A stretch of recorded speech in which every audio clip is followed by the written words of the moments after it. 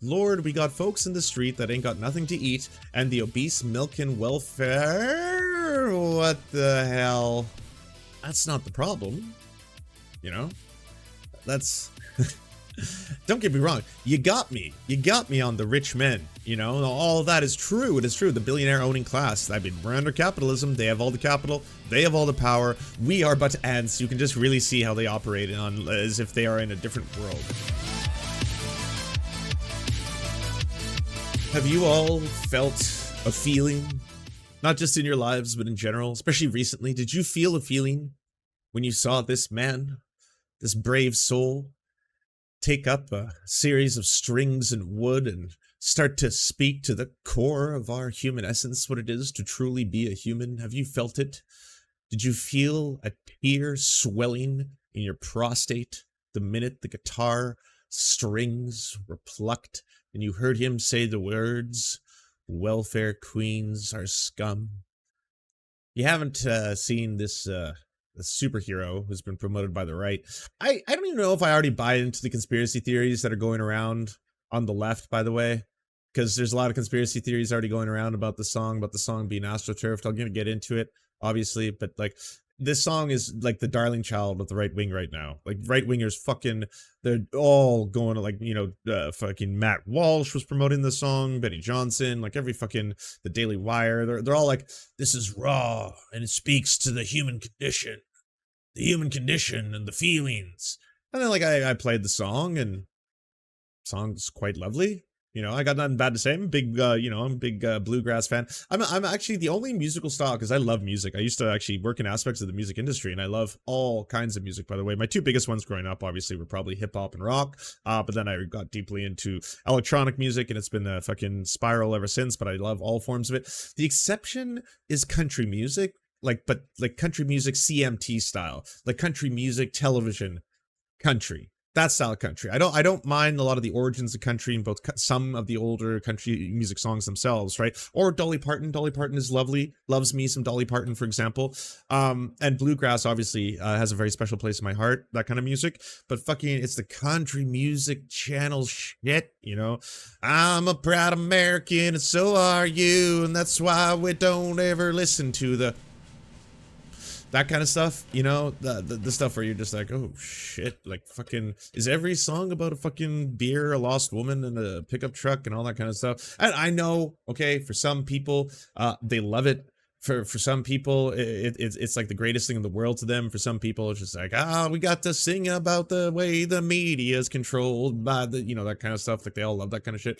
But like, anyways, I wasn't ready to just shit on this song or this individual just on the surface of it existing, because the right were the ones attaching to it, you know? Like, there's right-wingers that love Rage Against the Machine when they are the fucking machine. It's weird to me. Like, I don't know how you listen to Rage and then by the end of it, you're just like, yeah, fuck yeah.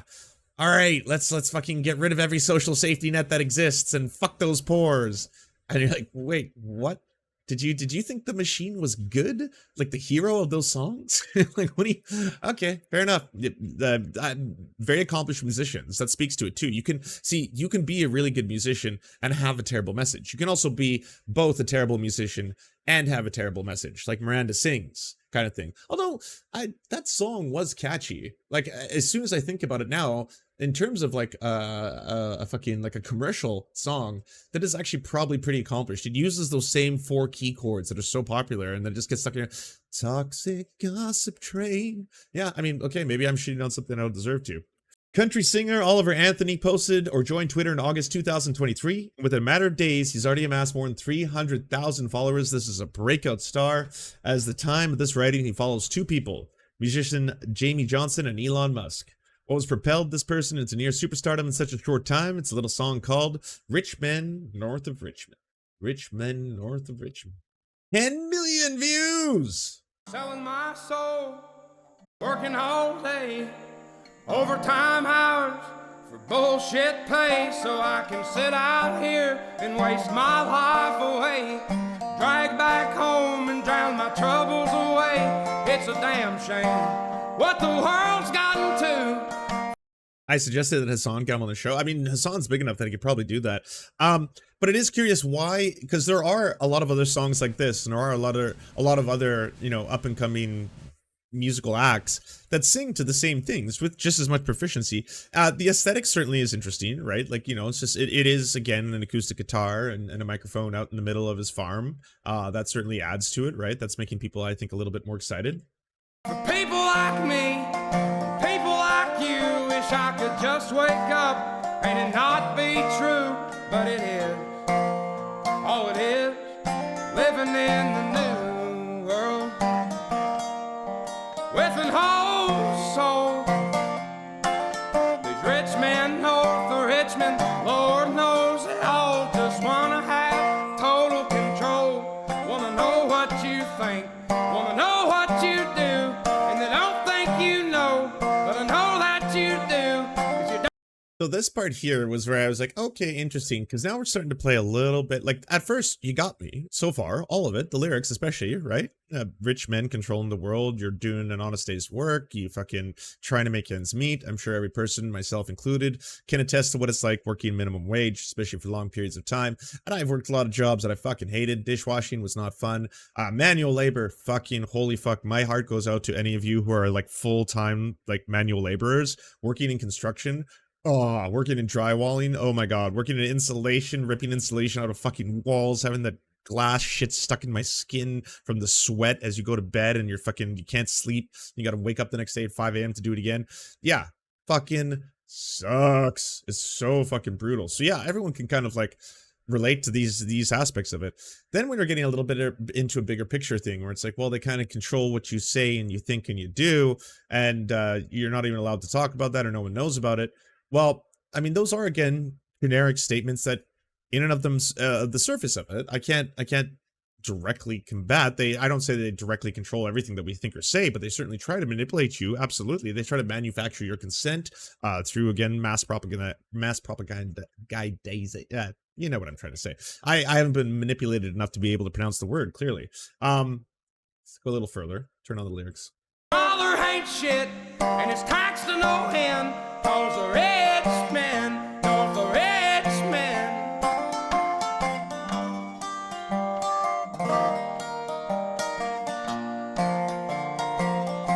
I've been selling my soul. Actually, you know what? I'll do this in my best Ben Shapiro, all right? Give me a second here. I've been selling my soul, working all day, overtime hours, for bullshit pay. Oh, I should have said B word. For B word pay. So I can sit out here and waste my life away, drag back home and drown my troubles away. It's a damn shame what the world's gotten to, for people like me and people like you. Wish I could just wake up and it not be true, but it is. Oh, it is. Living in the world with an old soul, these rich men north of Richmond, Lord knows that they all want to have total control. They want to know what you think, they want to know what you do, and they don't think you know, but I know that you do, because your dollar ain't shit and it's taxed to no end, because rich men north of Richmond. I wish politicians would look out for the miners, and not just miners on an island somewhere. Lord, we got folks in the street that ain't got nothing to eat, and the obese milking welfare. What the hell? And that's the moment where I went, what? 'Cause, yep, that's not the problem, you know? That's, don't get me wrong, you got me on the rich men, you know? All of that is true, it is true, the billionaire owning class, I mean, we're under capitalism, they have all the capital, they have all the power, we are but ants. You can just really see how they operate on, as if they are in a different world, how every single billionaire you've ever seen at one point or another, they become dehumanizing monsters, and they have to be. You got to exploit tens of thousands of people, think of them as little numbers, right, on a piece of paper. That's what they are to you. If you are Jeffrey Bezos, and you have thousands and thousands, tens of thousands, hundreds of thousands of employees, right, at that point, well then, yes, you don't know the little simple working man, the blue collar working soul, working in the factories for you. That's number 125612588, and it adds to this percentage of productivity in your bottom line. That's what they become when you have something that's scaled to that size, right? That's why none of them speak like human beings. Look at Mark Zuckerberg. He tries his best. He's smoking them meats. He's trying to fight like a fucking Joe Rogan of his day, and yet still he's still not human. There's nothing he can do. There's no meat he can smoke that will make him more human. Same thing with Jeffrey Bezos, right? Why does he laugh like that? Oh, and you're like, what the fuck? Okay. So as you can tell, obviously these lyrics, they start to delve a little deeper into conservatism. We got folks in the street, ain't got nothing to eat, and the obese So what? You got folks in the street who ain't got nothing to eat. The whole beast milk and welfare. The folks in the street who got nothing to eat, they're the ones who most likely need that welfare. It's not these like welfare kings and queens who are suddenly just depriving all of these poor people of food.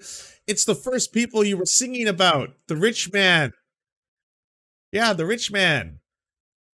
the rich men are the ones who are taking everything. Not poor people don't have anything. You'll realize that basic dynamic. And poor people, even if they are milking the welfare teat, they're still poor. Well, God, if you're 5'3" and you're 300 pounds, taxes ought not to pay for your bags of fudge rounds, young man. I mean, it kicks up. It kicks up real fast because it does start out. And objectively, you can't say that he's not a very good singer musician, right? So when the song starts, all of a sudden you're like, okay, yeah, working a hard day, blah, blah, blah. Hard man, rich men stealing from me, 9 to 5. Fuck yeah, I feel this shit. I feel this. And yeah, the rich men are taking everything from people's pockets. They ain't got nothing to eat. Hell yeah. And then that's all because of the welfare's teat. Big fat welfare kings taking all that fudge. What the fuck are we talking? He's talking about obese welfare recipients. I know sometimes it's very complicated for people to understand, like, you know, the nuances of the fact that there is an obesity epidemic, but that there could be obese poor people in the United States, obese working poor, especially who, yes, are having a lot of trouble making ends meet, who are working multiple jobs, sometimes Uber drivers, app economy jobs that really give them no benefits. They have no time to spend with their family, all that kind of shit. And some of them, yes, there are working people, working class people who end up taking on welfare, who take welfare in order to be able to bridge that gap. And no, they're probably not too excited about it. Man, everyone's got pride, even poor people. You'll see it on any level. People have pride. And so, yes, there's that element of it where it sucks, but you got to do it to make ends meet. Sometimes you can come from a well-off family and then you've been kicked out of your home for a variety of reasons. And so you don't have the social safety net of those rich parents that you had. So you might have to do some things you might regret, or you might have to do some things that, hey, broadly speaking, by society, people are going to start to look down upon you. Why the fuck are you going after the fact that, hey, the easiest way to feed a family of 4 is fast food? The cheapest and the fastest. Do you have time to shop for clean, amazing, organic, expensive-ass vegetables? Get home, make a delicious and nutritious meal for your family of 4. Get that meat on the fucking table and then fucking provide for all of them and then learn and teach them about, hey, by the way, just so you know, if you have a lot of processed foods, they have a lot of saturated fats, processed fats, trans fats especially. There's going to be a lot of sugar and salt in those as well. Highly addictive, really bad for your liver, and most likely it's going to result in obesity or hyper obesity if you consume those kind of foods on a regular basis. But they are of the cheapest because of how heavily subsidized that fucking industry is. So there's going to be a lot of problems. Will there be these massive food deserts and stuff? But that's why there's usually such an overlap between the very poor and the very obese, is that the very things that they have access to and time to eat, because time, yes, can be money. You might not have time in your day after you've been working a hard-ass job, like he's saying about at the start of the song, because I know when I was fucking working construction, I'm not going to go home, thank God I didn't have kids or anything, but I'm not going to go home and be like, yes, now I need to cook for my family of 5, because I don't want to be one of those fudge-eating welfare kings, and then get out there and provide for all of them here, clearly. And they're putting themselves 6 feet in the ground, cause all this damn country does is keep on kicking them down. Lord, it's a damn shame what the world's gotten to for people like me, people like you. Wish I could just wake up and it not be true, but it is. Oh, it is living in the new world with an whole soul. These rich men know the rich men, Lord knows they all just wanna have total control. Wanna know what you think, wanna know what you do, and they don't think you know, but I know that you do, cause your dollar ain't shit, and it's taxed to no end, cause the rich men know the rich men. It's just like, and it's just so wild because like on its surface, you can see why it would be wildly shared and why it would blow up in right wing circles, because this isn't until the middle of the song too. Like you'd have to be already invested into like, gotta be honest with you, even though the right loves the song, it's kind of gripping, you know? It's you can just feel in his voice like the pain and the sadness, and he cares about this. And what the fuck is he saying about fucking welfare? Fudge rounds, 300 pounds. What the fuck? And then he goes off of that to talk about male suicide. Goes from that to male suicide. I mean, those are very important topics and very serious ones, but holy shit, are they ever being handled horrifyingly in this?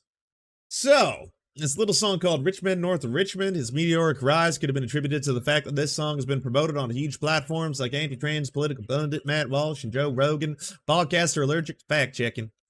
Something far more calculated could be happening. Many believe that Oliver is an industry plant whose success is being fostered by a carefully planned campaign. Who is Oliver Anthony? Let's get into it. Now, when I say astroturfing, if you don't know what astroturfing means, and again, I don't have direct evidence of this yet, I'm saying I understand why people are already pointing towards it. It's if you have what seem to be grassroots activism that's actually with much higher either state control, power, or corporate interests behind it, so it looks and feels as if it is revolutionary when it is in fact upholding systems of power. That's astroturfing, right? Who is Oliver Anthony? He came from nowhere. His Wikipedia page, which was created August 14th, 2023, a mere 3 days after the release of his song. It was written by Christopher Anthony Lunsford. It's unclear if Oliver Anthony is a pen name, but then again, a lot of things are confusing about this story. The earliest song released on his YouTube channel is a cover of Tyler Childer's Lady May that Oliver dropped in August 2020. It accumulated a modest 4,000 plus views. More recent comments started rolling in the day after Oliver started gaining traction, but the last comment he replied to was from 2021. Interestingly, a full-length version of Rich Men North of Richmond is not Oliver's YouTube channel. The song was released entirely on the Radio of YouTube channel, which features other artists such as created by two broke college students with a passion for soulful and real music. Suddenly, out of nowhere, social media accounts were sharing this video simultaneously. Oliver himself then released a nearly 10-minute video back on his channel titled, "It's a Pleasure to Meet You." In it, he introduces himself 4 days before the song was released by radio. Lord willing, it's going to get some traffic, he says. That's an oddly social media-centric way to frame the debut of a new song. He's never felt the need to introduce himself before. It's almost as if Oliver knows that this will have a sizable reach. So, again, this is all hearsay. No direct evidence of it. Sus as fuck, though. Really, really sus. That he didn't release the track. It's released on another channel. It's immediately promoted by all of these, you know, big far-right names. And then all of a sudden, on his own channel, he releases kind of like I actually planned this, filmed this a little bit prior, 4 days before the release, to do an intro to myself, right? Well, hey, it's August the 7th, 2023. And as of this recording, tomorrow on Tuesday, Radio WV is going to upload the debut of Richmond North of Richmond. And it's going to be the first song to get out there that's been recorded on a real microphone and a real camera, and not just on my cell phone. And Lord willing, it's going to get some traffic, and maybe at least a few of you are going to drift your way over here. And I thought I'd have kind of an introduction video on what it is I'm aiming to do here. So, I've been playing a long time and singing. I really started to write my own music back in 2021. Things were obviously not good for a lot of people, and in some respects I was one of those people. And I had wasted a lot of nights getting high and getting drunk, and I had sort of gotten to a point in my life where even things that I did care about didn't mean anything to me anymore. And I mean, this is certainly no Dr. Phil episode, but maybe they found him and they cooked this whole thing up. Could be a mix of both. There's a lot of things that this could be, for sure. And I'd like to state once again, because this is unfortunately not the, you know, that's not what we do here. So obviously I think it is important to have direct evidence of something. There is, at this point, no direct evidence that this was planned or coordinated. There's a lot of circumstantial evidence, you know, indirect evidence, if you will. There's a lot of, well, this is very, very bizarre, certainly the way it's both unfolded, released, and as someone who did myself work in the music industry, it's kind of unheard of for that to happen out of nowhere. Not the viral sensation aspect of it. That part is 100% like that can happen. Someone's song can get suddenly shared, picked up, exploded, and then in a couple days, like look what happened very recently with that like fake 2000 era like dance track, or sorry 90s, like 90s style dance track. It was kind of like Ace of Base style, you know the one I'm talking about. Yes, sex, I'm wanting more. That blew up organically. That was just all of a sudden a comedian put that out, and then it got shared and explodes. So that can happen. But a coordinated release, especially amongst a whole bunch of different social media figures who just out of nowhere are just simultaneously like, hey, by the way, this song is raw and passionate and speaks to the human condition. Go check this out. And then having a pre-recorded video, knowing that if it did blow up, then you would want to have this video prepared in order to speak about it, is also kind of interesting. I found an outlet in this music, and I started uploading a couple songs, and because like it's really weird, especially even if you are like working class and just like a good old-fashioned fucking blue collar farmer, and all of that can be 100% true, that you want to express yourself, especially through the beautiful the beautiful form of music. That's all, like, all makes sense, all adds up, all checks out. But then why would you want to sing specifically about obese welfare recipients, especially to sandwich that in the middle of the whole thing? Like, you got the setup and everything, and then you're just like, oh, it's all going well, and then out of nowhere it's like, and that's why the welfare, and you're like, what the fuck? Ain't Got a Dollar, I uploaded spring of last year, and then Rich Man's Gold, Cobwebs and Cocaine, and the list goes on from there. And there's probably been about a dozen or so originals that I've put out just off. Yeah, people are wondering, because I have noticed people are pointing out it's a racist dog whistle. The very term, welfare queens, usually refers to Black American welfare recipients, and used specifically to talk about this is one of the reasons why the Black community is unable to lift itself up from its bootstraps, is because they're always getting welfare. If we would just stop all this welfare and welfare queens, all these people who are living in these massive, like, mansions and apartments, and they have all these like HD TVs, and they don't have to work, and they don't know what a hard day's labor is, and because that's the reason why, they keep them down. That's the reason why they're still impoverished, and they have all these high rates of crime and stuff. They're stealing because they're getting things for free. That's why they're stealing. They're stealing because they get things for free. Like, it's racist as fuck. My cell phone, and I started getting messages. Yeah, I know. And then, as Roller Dragon is correctly pointing out, PPP loans, because that's not welfare, right? That's not being a welfare recipient. If all of a sudden your business gets a PPP loan, and this is not me shitting on PPP loans. This is me saying both are valid. It's totally fair if you want to get a PPP loan, and especially if you have a business or you're starting a small business. Heck, if the Serfs worker co-op was operational when they were doing a PPP loans, I would have told Kyle, hey, maybe we should apply for one of these things, because after all, it'll help out a business, help it grow. We can spend that money on a bunch of stuff, and these are specifically for smaller businesses to, get ahead and rise in the world. But why is that seen as an astute business move? And if you're taking welfare to help, like, meet your next paycheck so your children can eat, then you're a fucking welfare queen parasite. Then it's just fucking, oh, you're disgusting. What the fuck is wrong with you? When they're both, in both situations, you trying to get ahead in one way or another. From people saying, like, how much the music was helping them, and, with their struggles in their lives, and that they'd been sitting on the back porch listening to me for the last hour. And it just, I don't know, it really gave me a purpose. Oh, yeah, is there any bigger welfare queen than the motherfucking queen, or welfare king than the current king of England? Are you kidding me? What do you do? What purpose do you serve, other than cost so many fucking millions and millions of dollars? Why do you own the dolphins? Why? It makes no sense. It's fucking, I know, it's magical and whimsical. Oh, the king owns the dolphins. It's like, why? Why the fuck does the king own the dolphins of England? It made me feel like I wasn't just wasting my time. And so anyway, kind of in the last roller coaster of the last year, I have decided that this is going to be what I do. At all costs, no matter what, I'm going to create. I'm going to write, create, and produce as much original, authentic music as I can, in the hopes that it'll at least help somebody out there that needs it. And I know we're living in dark times, and I know that this is And I'm going to say this as someone who technically, by definition, could be a failed musician. Like, by definition, you could say, oh, Lance was a failed musician because you're not working full time right now as like an electronic music producer anymore, Lance, are you? Or working in that field. Or you could say that I'm a failed film editor or like, it is unheard of someone suddenly deciding to want to like start doing nothing but their art and then going from that to extremely famous in 3 days and like very financially backed as well, right? Like, power to you if you can get some kind of viral sensation or a hit that all of a sudden got a song out there, and that viral sensation and or hit all of a sudden pays your bills. That's fucking amazing. I am so here for it. But that never happens. You know, like if you're selling that idea to people, please let them know that that's not how it works. The average musician usually has to work multiple other jobs. I know, working poor just to sustain themselves. This is really just the beginning of what's to come. So again, very, very weird, very bizarre.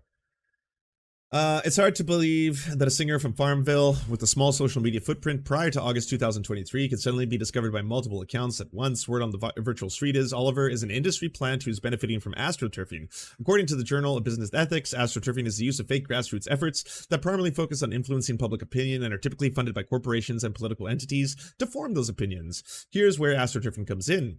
Jason Howerton is the CEO of Reach Digital.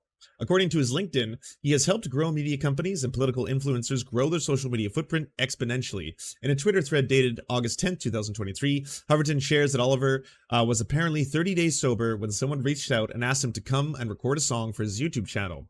That definitely sounds like Oliver didn't write Rich Men North of Richmond.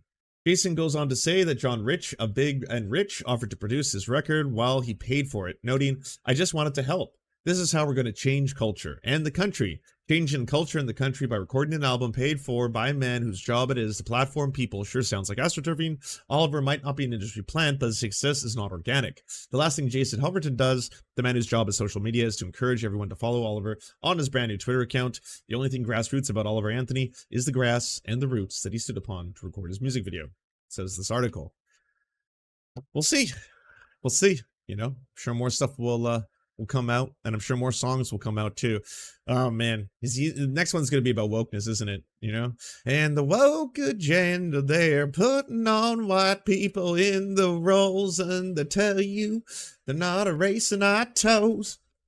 Do you enjoy the Serfs but prefer not to have to use your eyeballs? Many are saying this. Well, we've got the solution for you. It's the Serf Times in podcast form, available on most major podcasting networks now. If you enjoy it, please consider leaving a good review and feedback because it really helps the show out, apparently, and it's free, just like the podcast. Thank you kindly to our Lord and Saviors Peyton L. Just and Xander Corvus. Without you, we are nothing. And now, a shout out to our Knights of the Square Table. Amazing Flesh, Anna Loves Riley, Adrian McCarthy, DM Rivera, Doug Cady, Everything Important, Hegbard Celine, Izzy Solidarity, La Media Panza, Matthew Scarborough, Multimondi, Nettle, Omni, Peanut Butter Blonde, Political Papi, Quiet 185, Rachel K, Riley and Anna, Roller Dragon, Kubi, Cernicus, Spinach Monster, Stellar Vision, Sebastian Demmel, Thomas, Trevbot EXE, Lucidry, Words Greenwood, Cheryl Alvarez, Tony Perkins, Thomas, O'Pecker, Travis McClinton, and Victoria Bell. Thank you so much. And a huge shout out to all the other people who make this entire show possible. Without you, it would not exist. If you can support us, please go to patreon.com/theserfs, and even $1 can help unlock all of the little goodies and help make this show entirely possible.